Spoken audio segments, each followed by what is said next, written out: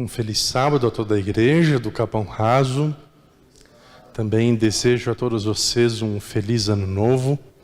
Estamos ainda saindo da primeira semana deste ano, né? E com toda certeza, como já comentaram pelas redes sociais, em apenas um clique já se passaram 7 dias do novo ano. Também quero cumprimentar você que nos assiste pela internet, seja através do YouTube ou Facebook, seja bem-vindo a este momento dessa transmissão. E nesse momento nós estaremos abrindo a palavra de Deus com todos aqui. Nós estamos ainda em um momento incerto, bastante duvidoso, em relação a algo que tem contribuído para que muitas pessoas, ao longo dos seus dias, tenham dúvidas, tenham preconceitos, tenham ansiedades. Nós, graças a Deus, podemos estar aqui reunidos nesta manhã por conta da gradativa melhora das situações, né? E não sabemos como será o dia de amanhã. Então, nós podemos agradecer a Deus, porque nós podemos estar aqui em sua casa com todos os protocolos de segurança, com a utilização da máscara e do álcool gel. Então, mesmo diante dessas circunstâncias, que possamos nos sentir bem por estarmos reunidos e todos juntos. E nesta manhã nós estaremos abrindo a palavra de Deus em Colossenses capítulo 2, versos 20 a 23. Colossenses provavelmente não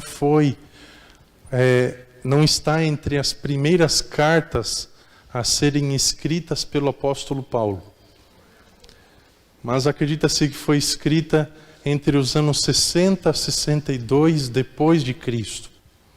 Então, como vocês sabem, a história é dividida dessa forma, antes e depois de Cristo, sendo que Cristo nasceu por volta do ano 4 antes de Cristo, e dessa maneira, então, podemos também acreditar que na vida do apóstolo Paulo também existiu algo assim. Paulo antes de Cristo e Paulo depois de Cristo. Uma pessoa completamente diferente. E Colossenses não era uma igreja necessariamente melhor que as outras. Tinha suas dificuldades, evidentemente não eram as mesmas dificuldades das outras igrejas, mas tinha essas dificuldades. Portanto, a carta em si tinha por principal objetivo não somente comunicar que o apóstolo estava sentindo saudades, mas transmitir orientações, conselhos, em algumas situações até mesmo reprovações de certas condutas que aconteciam. Acredita-se que também Epáfras tenha sido um grande ensinador entre os colossenses.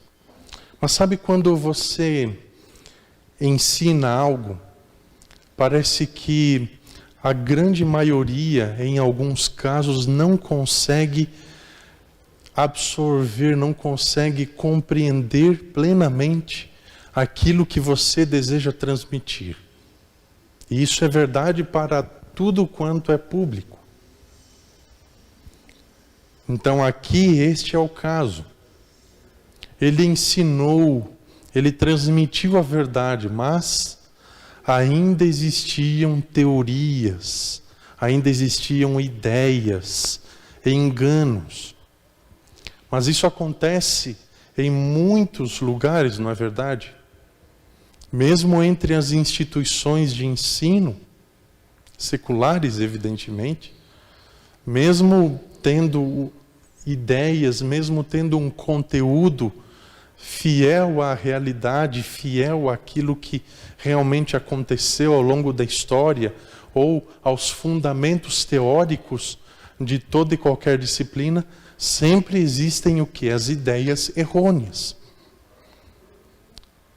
Então é necessário fazer o quê? Recapitular, recuperar, fazer classes de monitorias, para que dessa forma o erro seja corrigido. Essa é uma das atribuições das instituições de ensino. O título do sermão desta manhã é: não olhe com fé para cima. Você pode estar pensando que esse título pode ter alguma coisa a ver com um dos filmes da Netflix, que tem um título bem semelhante a esse. E se você pensou assim, você não está errado. Tem uma ligação. E você vai descobrir qual é mais adiante. A verdade é que existem muitas ideias que nos conclamam, nos incentivam a que não olhemos com fé para cima, mas que coloquemos os nossos olhos em quaisquer outras coisas aqui. Não importa o que seja. Pode ser uma casa, um carro, uma viagem, um objetivo profissional. E pasmem vocês, até um objetivo religioso, por que não? Desde que seja algo para impedir que olhemos para o alto. Só que não simplesmente gastar tempo olhando para as nuvens, mas olhar para o alto significa olhar para Cristo. E nós vamos ler aqui em Colossenses 2, 20 a 23, o seguinte: se vocês morreram com Cristo para os rudimentos do mundo, por que se sujeitam a regras como se ainda vivessem no mundo? Não toque nisso, não coma disso, não pegue naquilo. Todas essas coisas se destroem com o uso. São preceitos e doutrinas de homens. De fato, essas coisas têm aparência de sabedoria, ao promoverem um culto que as pessoas inventam, falsa humildade e tratamento austero do corpo. Mas elas não têm valor algum na luta contra as inclinações da carne. Talvez na sua Bíblia, ao invés de inclinações da carne, apareça sensualidade. É a mesma coisa. Aqui, Paulo está escrevendo uma carta, certo? Como eu já havia dito a vocês no início. E uma carta, geralmente, não é separada por assuntos. Ela é um texto só. É lógico que existe uma divisão lógica. Isso aí está acima de qualquer cultura. Existe uma sequência lógica, mas não existe uma separação por temas. Tudo bonitinho como nós estamos vendo aqui em nossas mãos. Dessa forma, era tudo junto. Não tinha nem separação por versos, por capítulos. Longe disso. Isso é posterior. Então, escrito tudo junto. Então, dessa forma, era uma sequência corrida. Então, o contexto dessa declaração aqui, ele não começa no verso 20. E nós temos um subtítulo aqui. Em minha Bíblia está Nova Vida em Cristo. Talvez na sua tenha um subtítulo semelhante a esse. Mas esses subtítulos, como vocês devem saber, eles são não um acréscimo, mas eles são um incremento, eles são um enriquecimento do texto bíblico. Então, os subtítulos não são inspirados, eles são algo para nos auxiliar na leitura do texto bíblico. Então, quando nós vamos lidar com um texto inspirado, nós temos que lidar com o texto que está nos capítulos e versículos. Nós temos que ter, então, esse apego ao texto, para que dessa forma não tenhamos ideias ou não concluamos nada que o texto não afirme. E vocês vão entender que esse aqui é justamente um dos perigos contra os quais esses versos aqui estão alertando. E não só esses, como também grande parte das cartas do Novo Testamento. Os falsos ensinamentos, os falsos mestres. É bem verdade que uma parte do Novo Testamento enfatiza ao próprio Cristo, a verdade em si. Mas existe uma outra parcela que também se ocupa em gastar um tempo analisando os falsos mestres e quais são os seus enganos, os seus ensinos, as suas ideias ilusórias. Então nós precisamos saber, sim, quais são as ideias que são ensinadas por aí.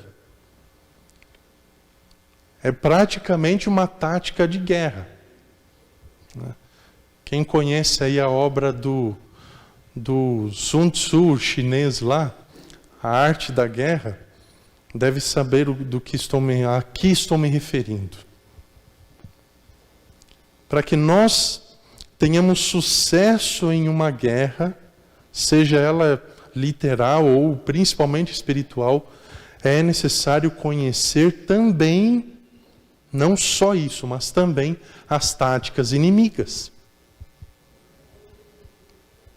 Certo? É necessário isso. Então, dessa forma, desde o verso 1 do capítulo 2, Paulo já está afirmando a sua insistência. Uma das irmãs que esteve aqui agora há pouco esteve falando da ansiedade. Era exatamente esse o sentimento do apóstolo quando escrevia essas linhas e até mesmo antes disso. Eu tenho orado por vocês, ele escreve aqui, com ansiedade,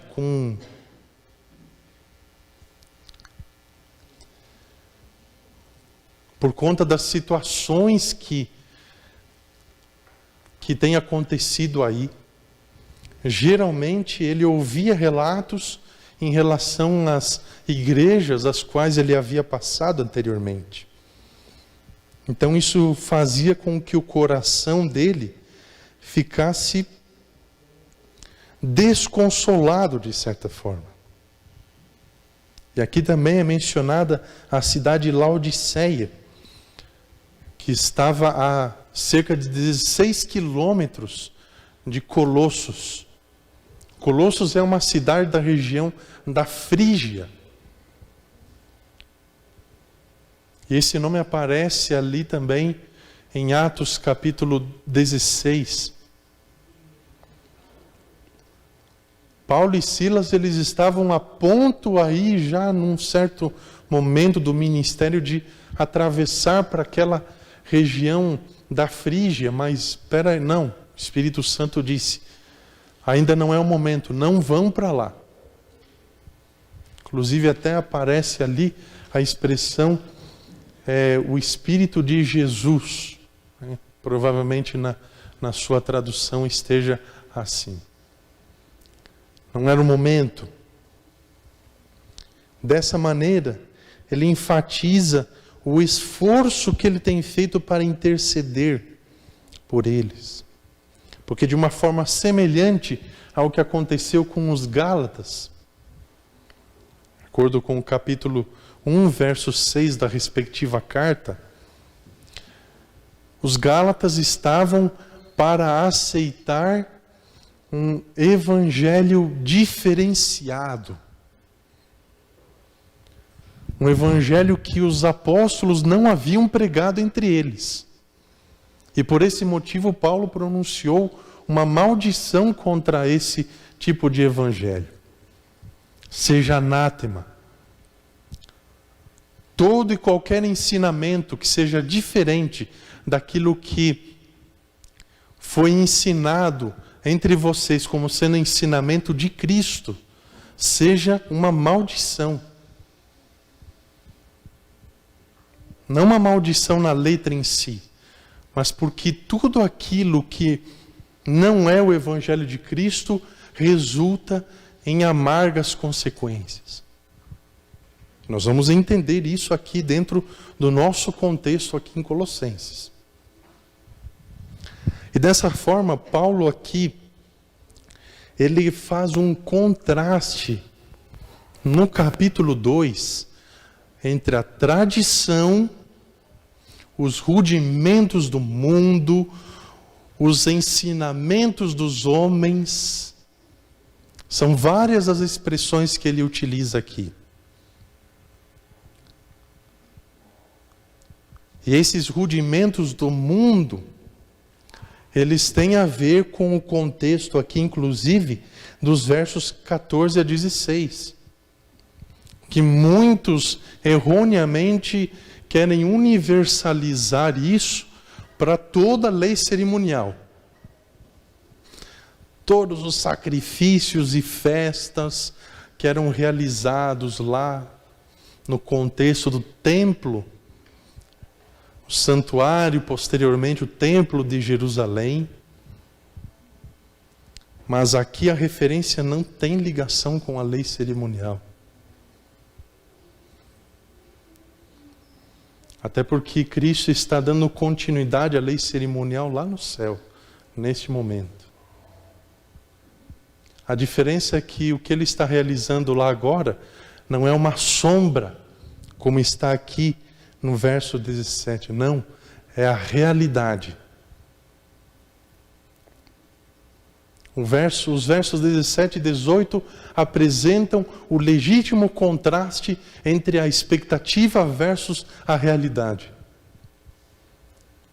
Sabe quando você faz uma postagem lá nas suas redes sociais, você coloca uma foto aqui, a expectativa. Foto linda, né? Maravilhosa. E a realidade, algo completamente grotesco. Só que nesse caso aqui, é completamente diferente. A realidade é melhor do que a expectativa. E dessa maneira aqui, Paulo faz uma diferenciação da tradição humana com a circuncisão de Cristo. Ou a circuncisão que Cristo deseja promover na vida da humanidade. A circuncisão agora passava já a ser identificada com o batismo. Você pode ver isso em Romanos 6, 2 a 4, e também aqui nos versos 12 e 13. A circuncisão era uma sombra. E quando aqui está falando de sombra, qual é a ideia exatamente? É mais ou menos como um contorno, uma nuance. Sabe quando você não consegue reconhecer uma pessoa porque tem muita sombra em volta dela? Só que quando você observa o contorno da pessoa, a sombra, você consegue perceber através da nuance, às vezes, de quem se trata. Então assim eram as festas religiosas em Israel. Assim eram as cerimônias do templo. Tudo para apontar para a futura realidade. O sentido disso aqui em Colossenses 2 é que essas festas, essas cerimônias ligadas ao templo estavam fazendo referência a eventos futuros que em breve aconteceriam. Só que, como vocês sabem, esse em breve, né, não é necessariamente o nosso breve. O breve do relógio, o breve do calendário. É o mesmo breve da primeira vinda e da segunda vinda de Cristo. Né? Estava lá em Gálatas 4, 1 verso 4. Na plenitude do tempo, Cristo veio. É esse breve aí. Sem data marcada, sem nada. Somente os sinais, as indicações de acontecimentos através do tempo. Por meio de acontecimentos. Os acontecimentos foram ficando cada vez mais intensos. Foi chegando-se lá a 4.000 anos de pecado e dessa forma, em vários impérios sucedendo-se uns aos outros e dominando o povo de Deus. E dessa maneira, então, a história do pecado, as consequências do pecado na humanidade foram induzindo à conclusão de que não, a situação está crítica. O Salvador precisa aparecer quando? Em breve. E a verdade é que existe sempre um tempo certo, uma época certa. E para a segunda vinda de Cristo não é diferente. Dessa forma, então, Paulo, ele faz uma exortação aqui, olha, não se apeguem à tradição. Desde o verso 4 aqui, ninguém engane vocês com argumentos falaciosos. O que é uma falácia? É justamente aquele tipo de argumento que é evidentemente errado, só que a partir do momento que você não tem o conhecimento do assunto, você ouve aquilo ali, nossa, faz todo sentido.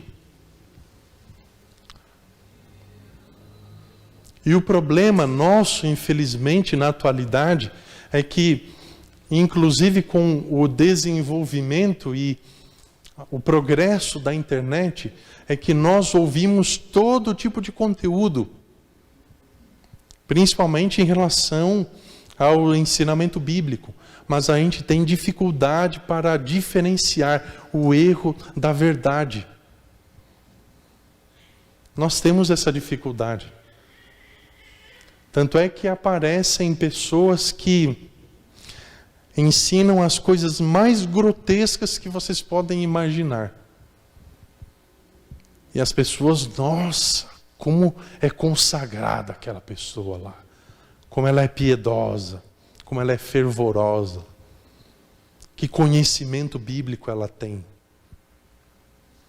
Só que no sentido mais prático possível, aquilo que ela está apresentando é 90% de mentira e 10% de verdade.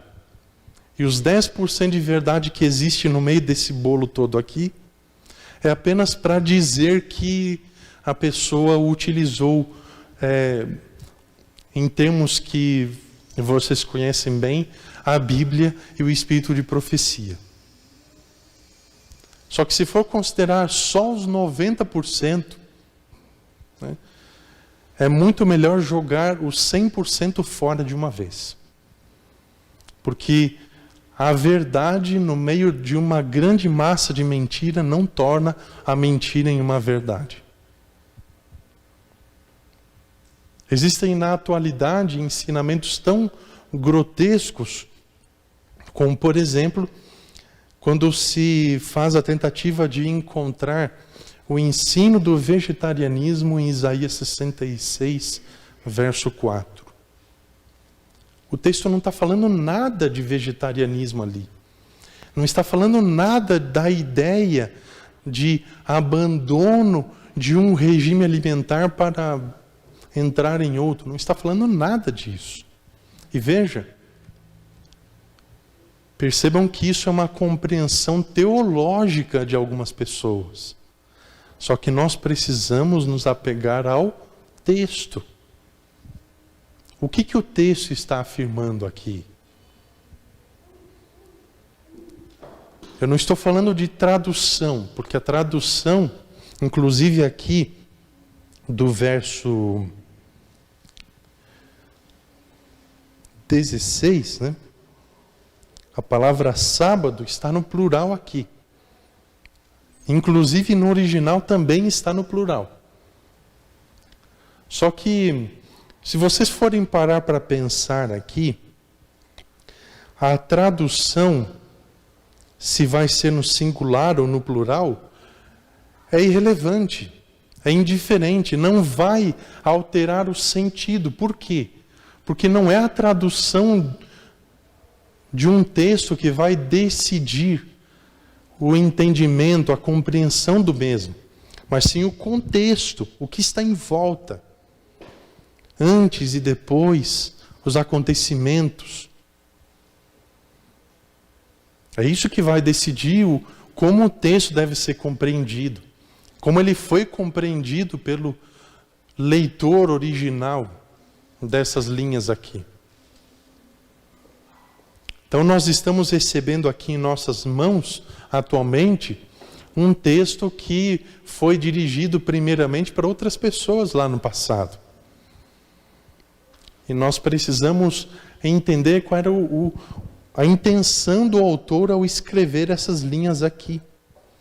Então, é irrelevante se aqui sábado é no singular ou no plural. E é fato que aqui está no plural. No entanto, percebam o contexto. Aqui está falando dos dias de festa, da lua nova, que era uma festa que acontecia todo início de mês, por ocasião da lua nova. Então vocês percebem que o contexto aqui não é o sábado semanal? Porque o relato já está facilitando isso. Então isso em si já nos ajuda a diferenciar do ensinamento bíblico do sábado semanal. Outra questão é que aqui a palavra sábado é exatamente a mesma utilizada para afirmar o sábado semanal em qualquer outro texto bíblico. É a mesma palavra. Então a tradução não é o que faz a diferença, mas é o contexto. E aqui Paulo já está fazendo uma aplicação desse contraste, dessa expectativa versus a realidade, dessa diferenciação, desse contraste entre a tradição humana e o ensino de Cristo. Quando afirma aqui no verso 17, ninguém julgue vocês por causa dessas coisas, os dias de festa, a lua nova e os sábados. Ou seja, ninguém condene vocês porque vocês não estão mais praticando essas coisas, já que estas eram simplesmente uma sombra daquilo que ainda havia de chegar, que ainda ocorreria, que em breve aconteceria. Ninguém julgue vocês. Era muito frequente o ensinamento judaizante em relação a esse tipo das obras, das leis cerimoniais, mas não como Moisés entregou a Israel, mas a forma como os judeus interpretavam isso. Era muito comum, então, dessa forma, judeus convertidos ao cristianismo ensinarem que os novos conversos deveriam ainda praticar os ritos cerimoniais para que dessa forma eles pudessem ter acesso a Cristo.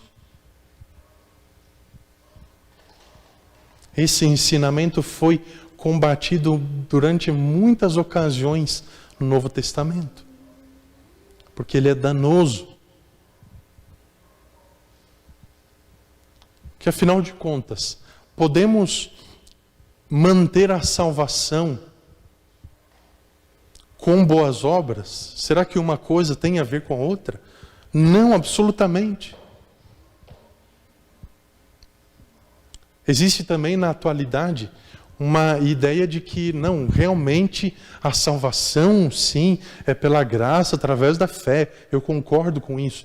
Mas depois disso, eu preciso guardar o sábado, eu preciso fazer isso, eu preciso fazer aquilo, e aquilo outro lá, preciso me resguardar daquilo lá, eu preciso não chegar perto de pornografia, eu preciso não chegar perto de bebidas alcoólicas, etc. Para que dessa forma eu permaneça salvo. Onde é que está essa ideia na Bíblia? De que através de boas obras eu posso manter a minha salvação. Eu confirmo, Onde é que está isso na Bíblia?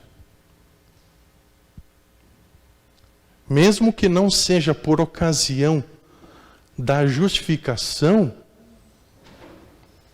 ainda assim seria um tipo de salvação pelas obras.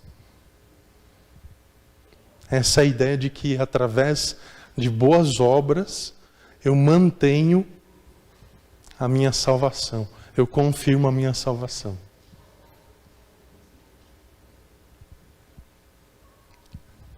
Então Paulo foi dando prosseguimento aqui, afirmando que Cristo cancelou na cruz o escrito de dívida e também expôs os principados e as potestades, ou governos e autoridades. Inclusive esta última expressão aqui pode até se referir aí a tanto autoridades humanas quanto poderes sobrenaturais. As duas coisas. E esse escrito de dívida, que Paulo afirma que Cristo cancelou na cruz, não é a lei cerimonial. Afinal, como já dito desde o início, Cristo está dando continuidade à lei cerimonial. É lógico que os sacrifícios de animais não acontecem, as festas também não. Mas o ministério sumo sacerdotal de Cristo é uma realidade pronunciada pelas antigas sombras. E também são leis cerimoniais. Então, afinal de contas, o que Cristo aboliu? O que Cristo aboliu, queridos, na cruz, foi a tradição humana. A forma como os judeus entendiam e interpretavam a lei de Moisés, como eles receberam. Podemos até entender que Esdras, após o cativeiro babilônico, tenha sido um escriba despretensioso e que procurou levar a efeito um verdadeiro reavivamento pós-cativeiro. No entanto, a ânsia dos judeus após o cativeiro para evitar irem novamente para o exílio por conta da idolatria do passado, fez com que eles não só distorcessem os ensinamentos, como também incrementassem outros novos que não estavam ali entre eles.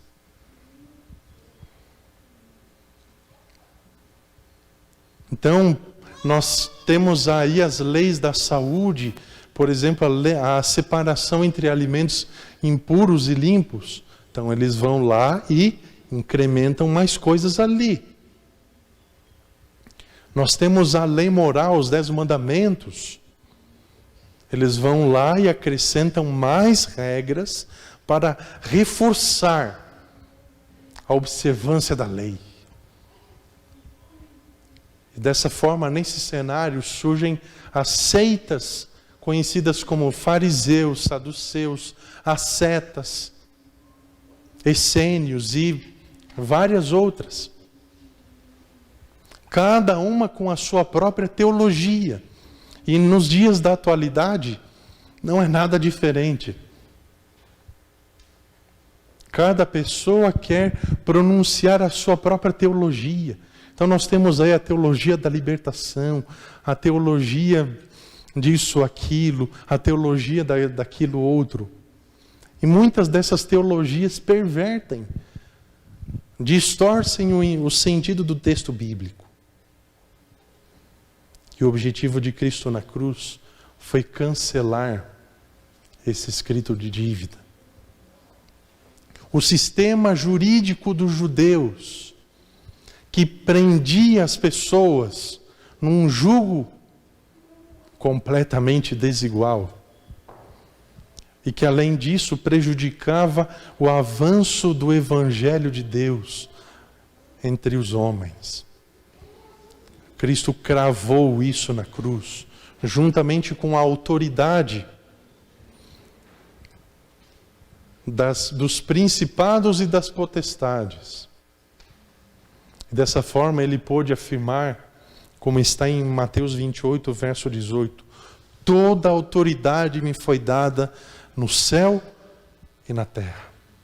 Toda autoridade. Então percebam, Cristo quis nos livrar da tradição humana, dos dogmas, das leis criadas pela inteligência humana. E veja como é fácil, quando as mentes não estão esclarecidas quanto à verdade, confundir a tradição humana com o ensinamento bíblico. Como se a Bíblia apresentasse dogmas. Como é fácil confundir. Então perceba que a Bíblia é um livro que existe para ser estudado. E dessa forma Paulo chega aqui, quando fala sobre a nova vida em Cristo, e questiona os colossenses em relação à vida que eles estavam vivendo.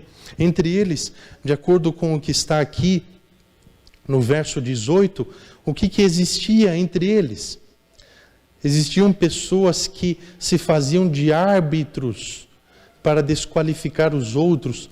Também haviam pessoas que andavam entre eles com falsa humildade. Também existia o culto dos anjos, baseando-se em visões.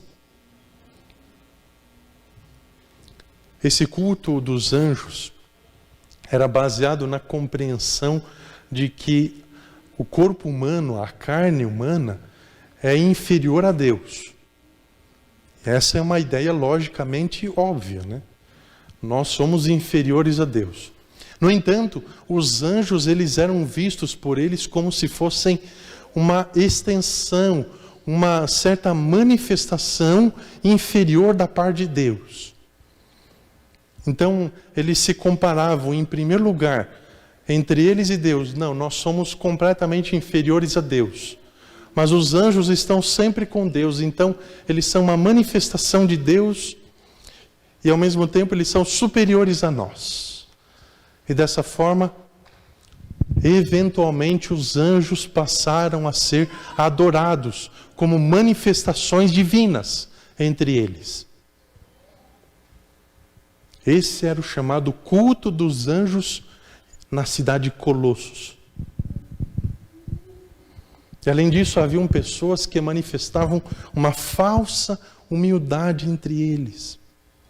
Como vocês podem ver ali nos versos seguintes que nós lemos, a partir do verso 20, essas pessoas, na verdade, são pessoas egoístas, porque elas promovem o culto a si mesmas. De que maneira? Elas têm um procedimento próprio, particular, daquilo que elas entendem ser o certo e errado, em primeiro lugar. Então elas desenvolvem a sua própria teologia. Em segundo lugar, elas passam a ensinar isso aos outros. E veja, não estou falando isso só de Colossos, eu estou falando da atualidade também. E em terceiro lugar, após ensinar, essas pessoas começam a impor esse ensinamento às pessoas. Em que sentido? Você só é um verdadeiro discípulo de Cristo se você pensar, se você agir da mesma forma como eu faço. Ou seja, eu sou a sua referência, e não Cristo. A referência sou eu, não Cristo. E existe muita gente no meio adventista que se comporta dessa forma, mas é aclamada como se fosse.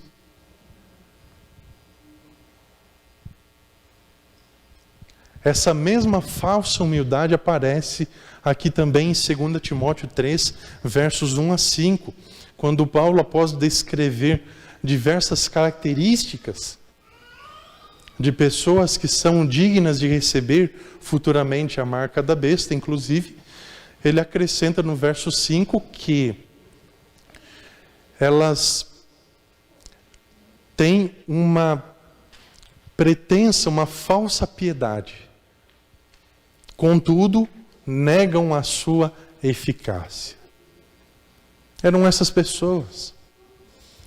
Se recusavam terminantemente a serem transformadas pela fé através da graça, mas queriam ser exemplos para os outros.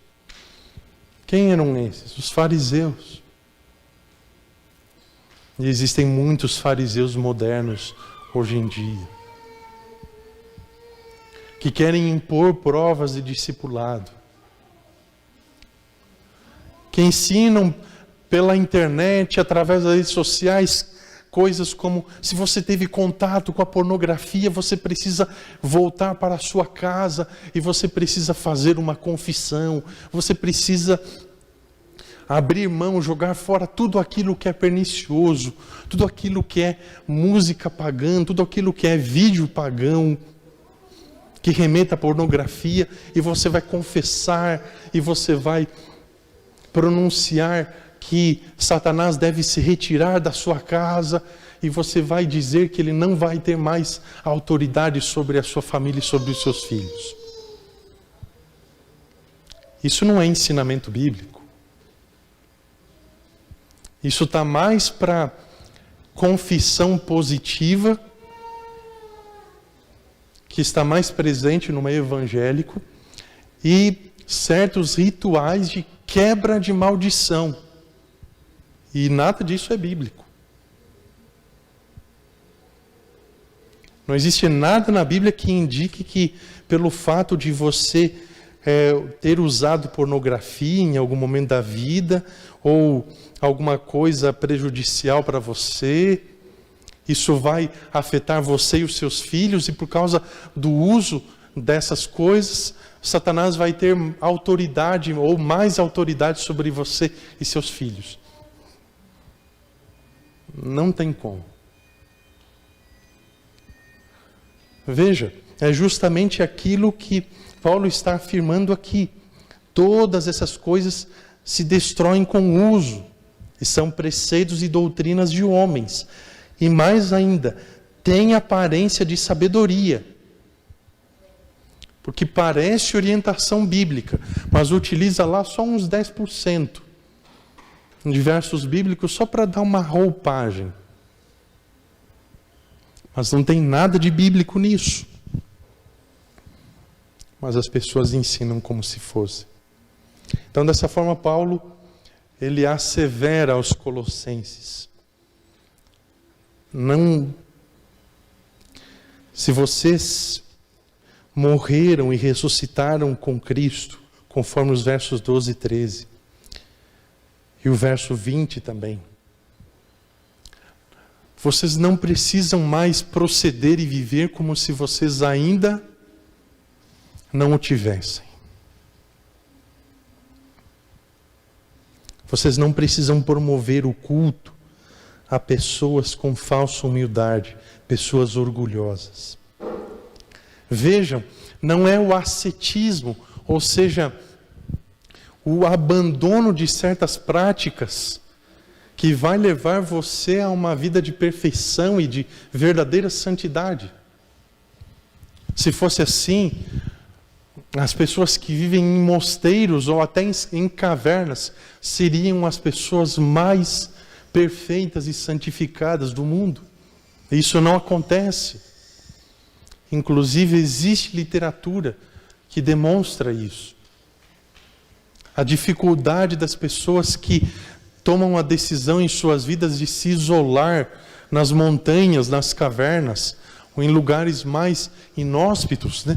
Que não têm contato com a civilização moderna, e mesmo assim enfrentam dificuldades. E sabem por quê? Porque todos nós nascemos com um defeito de fabricação. O pecado. E Paulo fala disso aqui no capítulo 2. A carne, o corpo, assim como em Gálatas 5, versos 16 a 26, que você pode ler mais tarde, ele fala da diferença das características da carne, as obras da carne, versus o fruto do Espírito. E o fruto do Espírito não é nada mais aquilo que Deus deseja nos converter.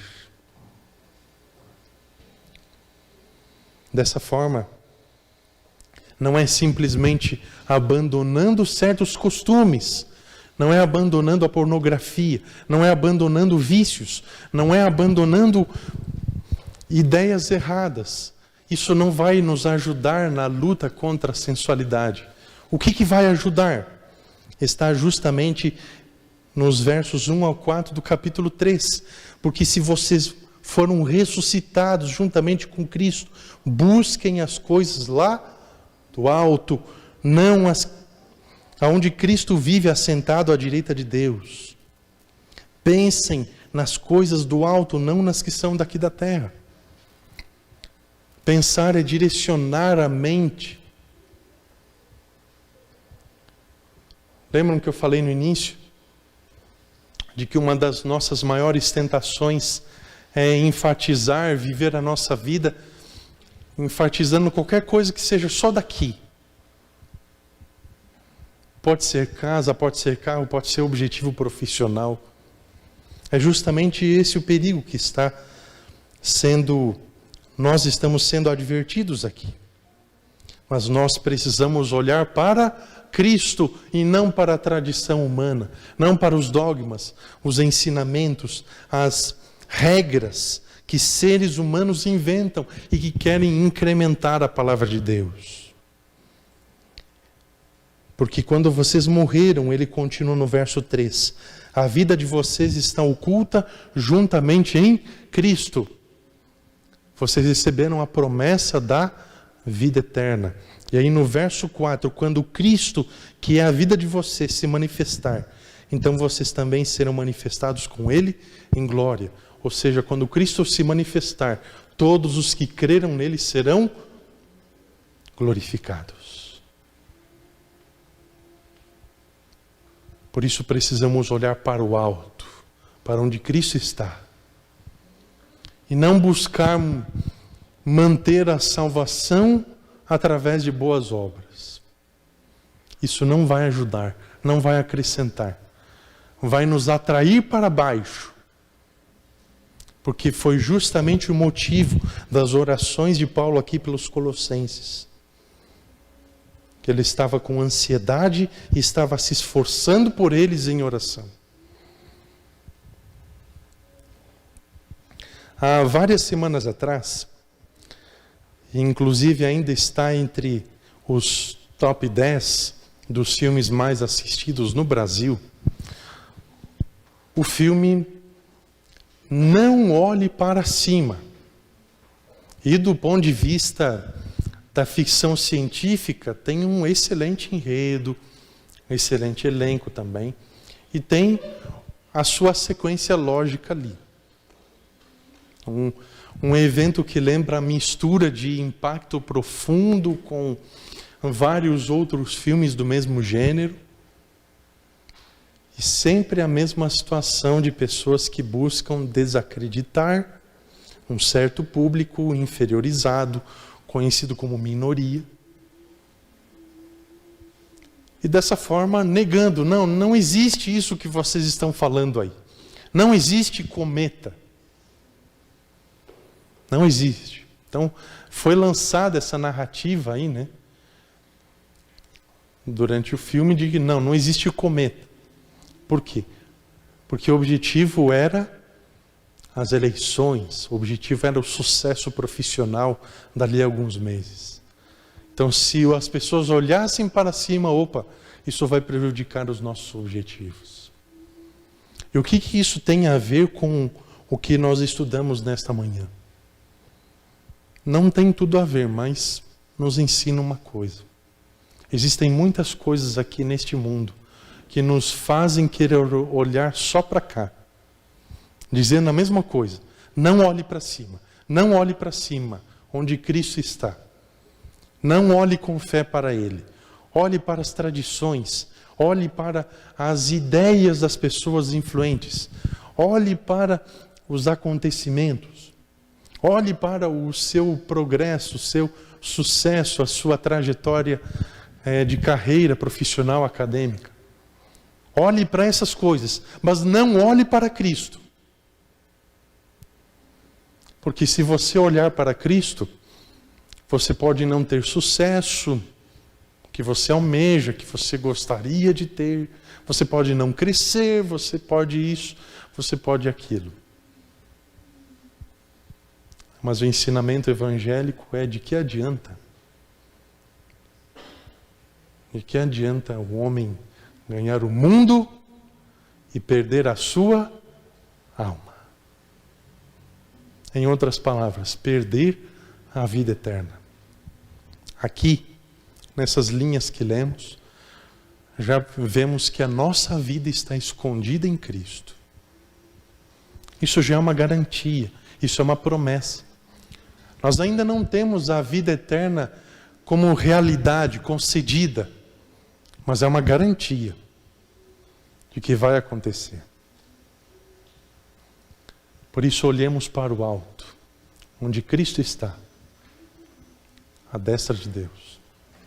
Não para os ensinamentos humanos, não para as filosofias humanas, mas para os ensinamentos de Cristo.